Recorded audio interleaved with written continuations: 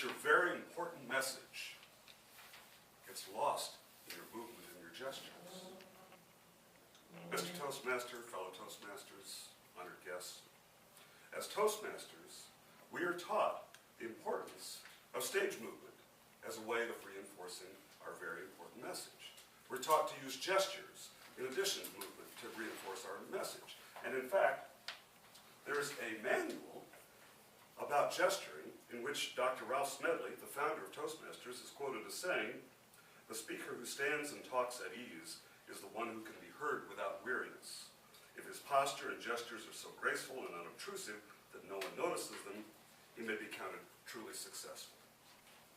And so what I want to talk with you about tonight is a different approach to stage movement and gestures for speakers.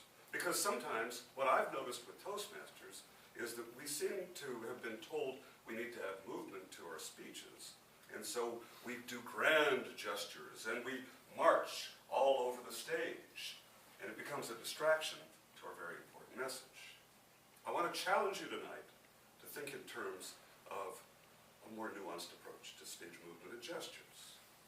Now, this may be a challenge for some of you to embrace, may be difficult for some of you to embrace, but the benefits will be that your message won't be obscured by your movements. I'm going to share with you three critical concepts for stage movement and gestures. And the first one is the idea of less is more. The second one is the idea of making sure that your gestures and your movements underscore and support your message. And the third one is the idea of intentionality. Now, let's start by talking about the importance of our less is more as a concept. What we want to do is we want to think in terms of less movement and make them very critical movements, make them underscore what we're talking about, make them make sense to the audience. Sometimes we do grand gestures and people pay attention to the gestures and not our message. It not only involves gestures and movement, it also involves attire. I attended a conference about a year ago and there was somebody on stage who had bright red socks. All I could think about was his bright red socks.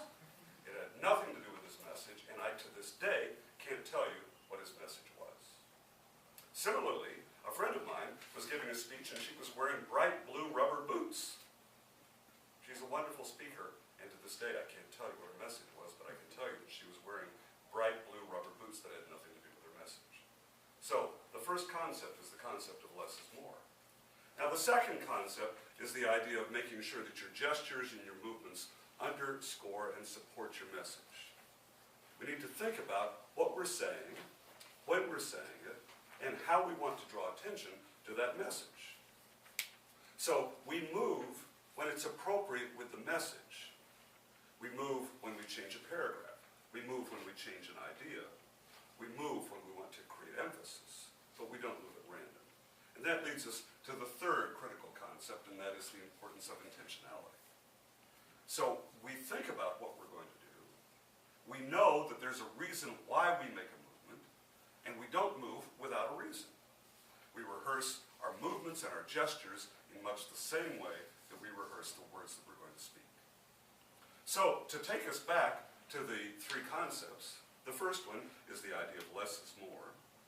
The second one is the idea of gestures and movements that underscore, that support the message. And the third is the idea of intentionality. We only move, we only gesture when we have a reason for it. Now I want you to think about how I did the movements tonight. When Mark introduced me, we did the fist bump, and then I came and I centered myself right in the center. And I spoke to you, I addressed you, and I told you what I was going to talk about. And then I took a couple of quick steps to the left.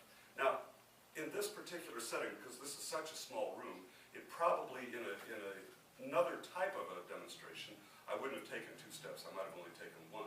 But I wanted to demonstrate stage movement in general, so I took 2 steps to the left, and I made my first point.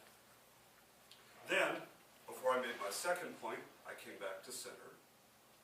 Then I took a step or 2 to the right, and I made my third point.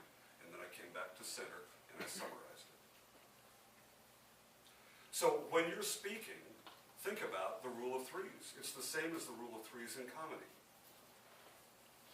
a step to the left to make your first point. Then, if you have subpoints, you expound on them. A step to center to make your second point. And again, if you have subpoints, you expound on them. And a step to the right to make your third point. And again, if you have subpoints, you expound on them. And then you come back to the center to summarize your points. And so, if you are intentional, if you make certain that there is a reason behind your movements and your gestures, that they support your message. And if you always remember that in speaking, and especially in stage movement, less is more. It's not like the old days where you had to do giant gestures to compensate for the lack of video screens, such a simple word. If you remember those three concepts, your movements will never undermine your message.